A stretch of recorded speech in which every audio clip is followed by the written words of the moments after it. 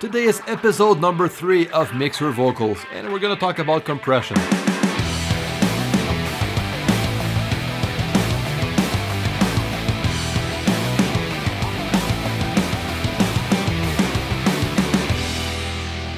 Hey, what's up everyone? Chris here from MIXDOWN Online. Now before we jump in, if you're new here on this channel, feel free to subscribe and to hit that notification bell so you don't miss anything.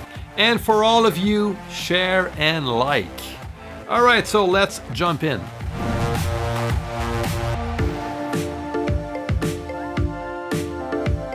Okay, now compression. Now the reason why I want to compress my vocal is basically to add energy and to control dynamics, which is one of the main role of a compressor.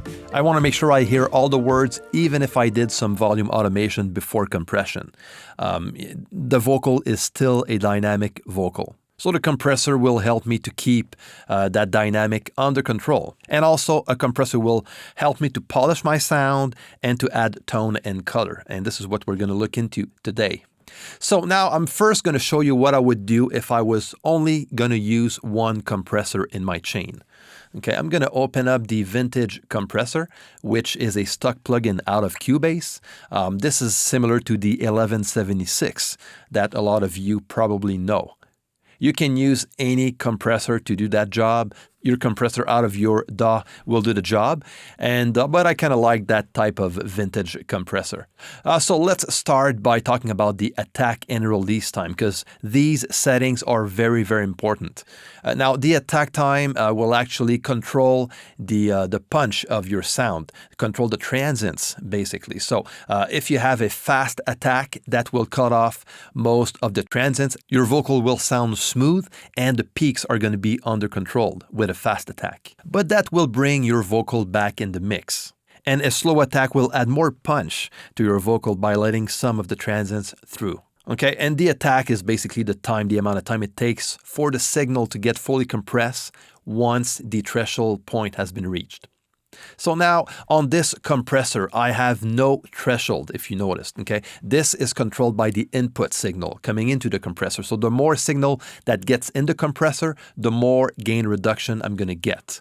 Okay, so this is how I'm going to balance my threshold per se. Okay, I'm going to just use the amount of input signal coming into the compressor. So let's have a quick listen to what we have to work with. And then I'm going to start by working on the attack.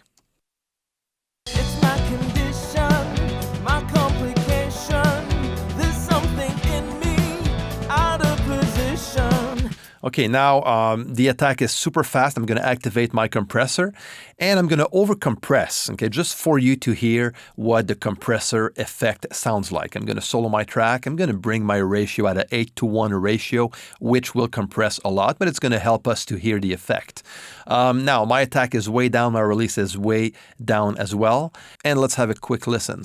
It's my condition, my complication. There's something in me out of position. Now we're going to listen to this again, and I'm going to bring up the attack time. Just pay attention to the difference.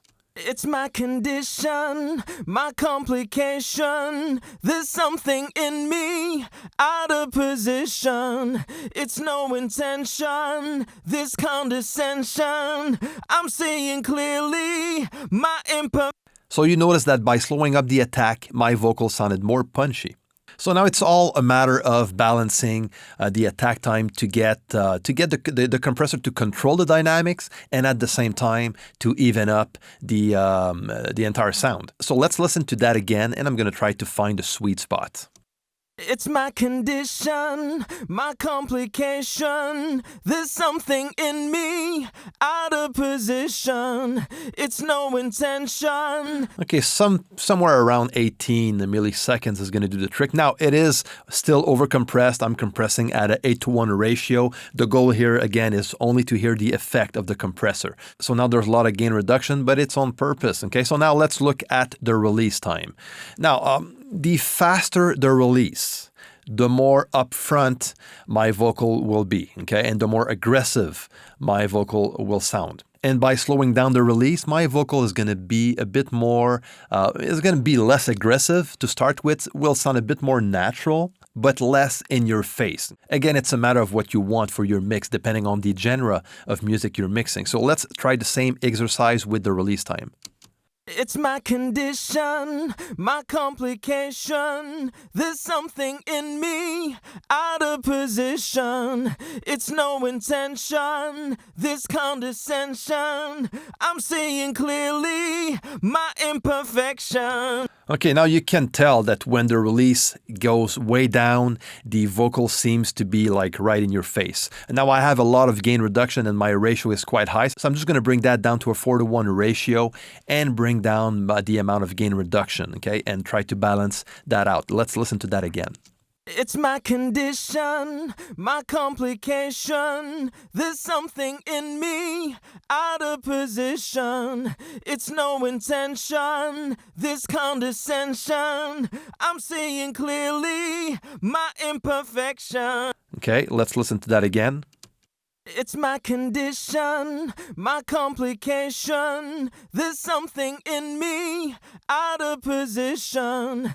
It's no intention, this condescension. As you can tell, with a faster release time, the vocal comes right in your face. So this is stuff you need to pay attention to, and that will depend on what you want to get as a vocal sound. If I'm mixing jazz, for example, or folk music, I'm probably going to slow up my release time so my vocal sounds a bit more natural and more controlled. But for a rock song or something a bit more aggressive, a bit more punchy, I like to have my vocal like right in your face, so a fast release will do the trick. So let's try to balance this out in the context of the music.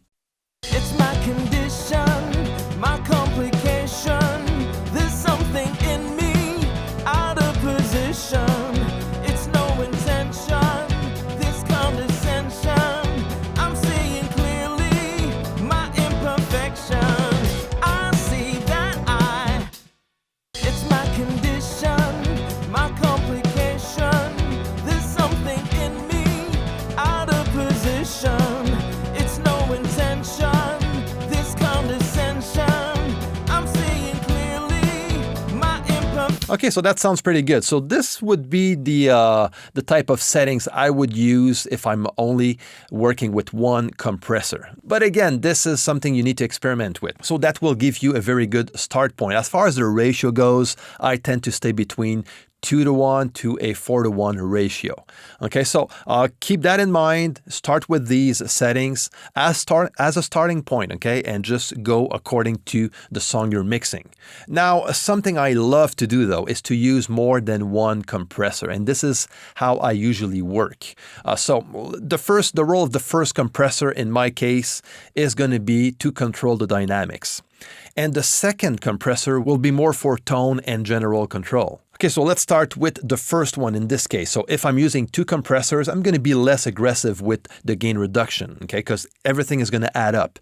The first compressor will focus on the peaks of the vocal, okay, so I'm going to control the dynamics with that compressor. So I'm going to bring my attack faster, okay.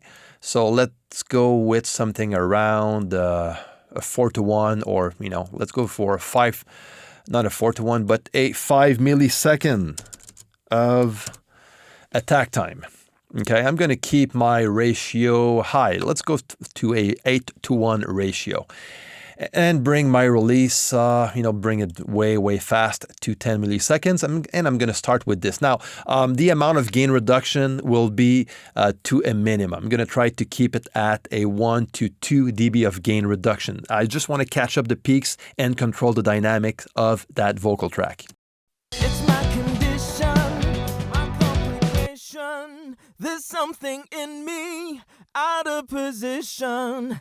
It's no intention, this condescension. I'm seeing clearly my imperfection. So that's his only job, just to control the dynamics. So with a faster attack and a fast release, I'm just going to catch up the peaks and get a bit more control over the dynamics of my vocals. Now, the second compressor can act as a tonal compressor. to add tone and color to my sound. So I am going to use, in this case, I'm going to use the Tube Compressor. Again, a stock plugin out of CUBASE. But in between, if you notice, I have an EQ, okay? And I'm using that EQ just to enhance the sound of my vocal. So I added a bit of top end to my sound, and just to brighten up the sound a bit. And this EQ is in between. It goes after the first compressor and before the second compressor. I talked about that in my previous video. So if you want to check it out, check the link on top. So now let's go to my second compressor, and this tube compressor out of CUBASE will be similar to an LA2A that, again, probably a lot of you already know. So let's have a quick listen to what that sounds like. It's my condition, my complication. There's something in me out of position. It's no intention, this condescension. I'm seeing clearly my imperfection. Okay, so what I did here, basically, my attack time is at around 24 milliseconds, okay, because I want to keep my vocal on the punchier side, okay? And I have a release time of down to 30 milliseconds. So again, this keeps the vocal pretty upfront and punchy. But this is a slow type of compressor. I think that one has a ratio of around 3:1 or so.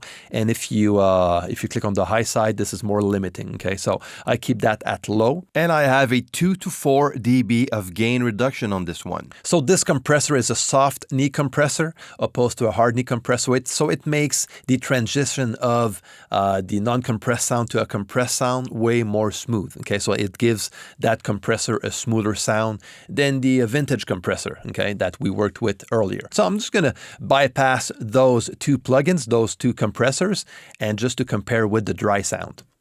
It's my condition, my complication. There's something in me out of position. It's no intention, this condescension. Okay, in the context of the mix. It's my condition, my complication. There's something in me out of position. It's no intention, this condescension. I'm seeing clearly. Okay, so I kind of like what it does. I love the balance of the two. Now you can switch those around. You know, some will use a tonal compressor at first and then control the dynamics with the second compressor. That can be done as well. So experiment with that. So that gives you a bit of an idea on using more than one compressor in your chain. Now let's talk about parallel compression. This is another technique that I'm going to use for my vocals or any other instruments. Now the concept is very simple. You duplicate your track like I did right here. So you get the same vocal sound on a second track, or you can use a send, an effects channel track, and send the signal to that track. That is going to do the same. So I have the same plugins inserted on that second track. I just made a duplicate, okay, to make that simple. And the only thing that I changed, I removed the compressors and I used the vintage compressor. Now I'm going to try bypassing my two compressors, okay, the one I have on my original track, and work with the parallel compressor only. Now the goal here was to keep the dry signal going on with a fully compressed signal. So blended the two together adds like a lot of power to the sound. You can also keep your initial compressors if you want to, okay? But let's try it out by bypassing our compressors on the original track and work with the parallel compressor only. So I'm going to solo my second track, my compressed track, and as you can tell, this one is going to be overcompressed, and this is done on purpose.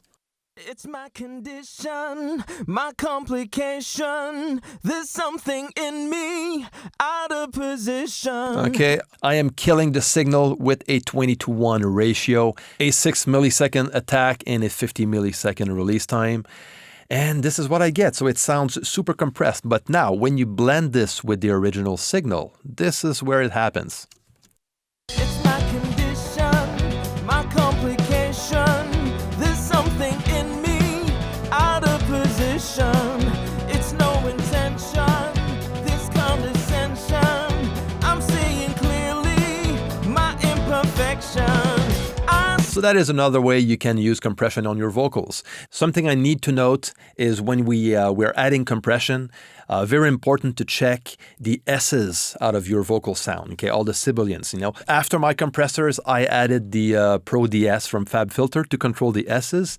And in some cases, if I need to, like on this one, this is what I did. I even added another de-esser before my compressor. Okay, so this is the kind of stuff I usually do just to control the S's that can occur at around 6K to 8K or even lower than that. So depending on how aggressive your vocal sounds. So the use of a de-esser will help you to control those S's. So I just wanted to mention that. I'm probably going to do a video on that later on. But for now, this is going to be it. So there you go. This is how I work with vocal compression. I hope that was helpful. If it was, please like and share this video. And again, if you're new here on the channel, subscribe and hit that notification bell. I just want to make sure you don't miss anything. Now, on the next Mix Your Vocals video, we are going to talk about saturation. So don't miss it.